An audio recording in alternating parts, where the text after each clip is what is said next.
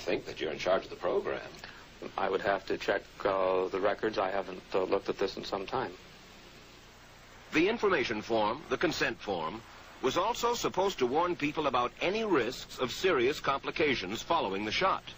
But did it? No, I had never heard of any reactions other than a sore arm, fever, this sort of thing. Judy Roberts' husband, Gene, also took the shot. Yes, I looked at that document. I signed it. Nothing on there said I was going to have a heart attack or I can get Guillain-Barré, which I never heard of. What if people from the government, from the Center for Disease Control, what if they had indeed known about it? What would be your feeling? They should have told us. Did anyone ever come to you and say, you know something, fellas? There's the possibility of neurological damage if you get into a mass immunization program? No. No one ever did? No. Do you know Michael Hatwick? Yes. Mm-hmm. Dr. Michael Hatwick directed the surveillance team for the swine flu program at the CDC. His job was to find out what possible complications could arise from taking the shot and to report his findings to those in charge. Did you know ahead of time, Dr. Hatwick, that there had been case reports of neurological disorders, neurological illness, apparently associated with the injection of influenza vaccine? Absolutely. You did? Yes. How'd you know that? By review of the literature. So you told your superiors, the men in charge of the swine flu immunization program, about the possibility of neurological disorders? Absolutely. What would you say if I told you that your superiors say that you never told them about the possibility of neurological complications? That's nonsense.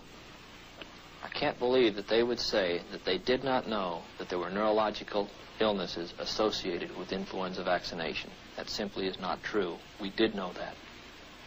I've said that Dr. Hatwick has never told me of his feelings on this subject. But he's lying. I guess you would have to make that assumption. Then why does this report from your own agency, dated July 1976, list neurological complications as a possibility? I think the consensus of the scientific community was that the evidence relating neurologic disorders to influenza immunization was such that they did not feel that this association was a real one. You didn't feel it was necessary to tell American people that information? I think that over the years we have tried to inform the American people as fully as possible. As part of informing Americans about the swine flu threat, Dr. Sensor's CDC also helped create the advertising to get the public to take the shot. Let me read to you from one of your own agency's memos planning the campaign to urge Americans to take the shot. The swine flu vaccine has been taken by many important persons, he wrote. Example, President Ford, Henry Kissinger, Elton John, Muhammad Ali, Mary Tyler Moore, Rudolph Nureyev, Walter Cronkite, Ralph Nader, Edward Kennedy, etc., etc. True? I'm not familiar with that particular piece of paper, but I do know that at least of that group, President Ford did take the vaccination. Did you talk to these people beforehand to find out if they planned to take the shot? I did not know. Did anybody? I do not know. Did you get permission to use their names in your campaign? I do not know. Mary, did you take a swine flu shot? No, I did not. Did you give them permission to use your name saying that you had or were going to? Absolutely not. Never did. Did you ask your own doctor about taking the swine flu shot? Yes, and at the time he thought it might be a good idea. But I resisted it because I was leery of having the symptoms that sometimes go with that kind of inoculation. So you didn't? No, I didn't. Have you spoken to your doctor since? Yes. And? He's delighted that I didn't take that shot. You're in charge. Somebody's in charge. This is your advertising strategy that I have a copy of here. Who's it signed by? This one is unsigned. But you'll acknowledge that it was your baby, so to speak. It could have been from the Department of Health, Education, and Welfare. It could be from CDC. I don't know. I'll be happy to take responsibility for it. It's been 3 years now since you fell ill with GBS, right? Right.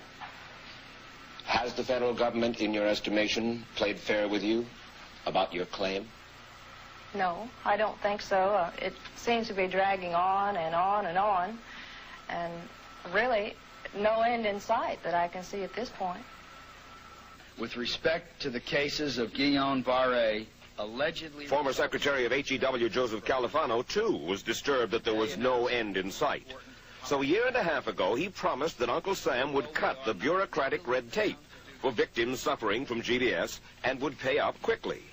We shouldn't hold them to an impossible or too difficult standard of proving that they were hurt.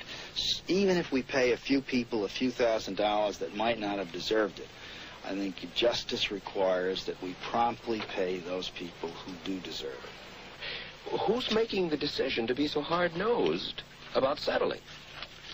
Well, I assume the Justice Department is. Griffin Bell before he left? Well, the Justice Department agreed to the statement I made. It was cleared word for word with the lawyers in the Justice Department by my HEW lawyers. And that statement said, in effect... That statement said that we should pay Guillain-Barré claims without regard to whether the federal government was negligent if they resulted from the swine flu shot. I think the government knows it's wrong. If it drags out long enough, that people will just give up. Let it go. I am a little more adamant in my thoughts than my wife is, because I told Judy to take the shot. She wasn't going to take it, and she never had shots. And I'm mad with my government because they knew the facts, but they didn't release those facts because if they had released them, the people wouldn't have taken. And they can come out tomorrow and tell me there's going to be an epidemic, and they can drop off like flies next to me. I will not take another shot that my government tells me to take. Meantime, Judy Roberts and some 4,000 others like her are still waiting for their day in court. Back, Kevin Trudeau here. Did you hear? I mean, I hope I just hope you've been listening.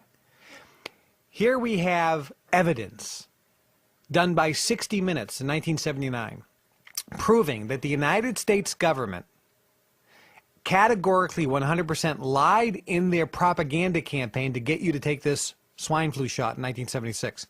They said Mary Tyler Moore took the shot. They said a lot of important people took the shot. President took the shot. Guess what? They were lying. Mary Tyler Moore, she went on and said, no, I didn't take the shot. I never authorized them to use my name, and I'm glad I did.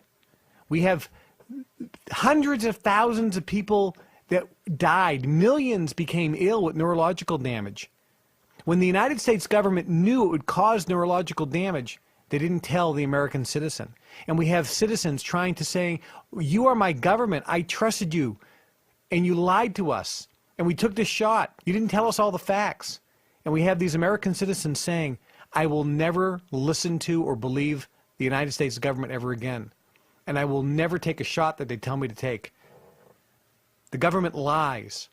Categorically, folks, this is not the first time. The United States federal government always lies to you.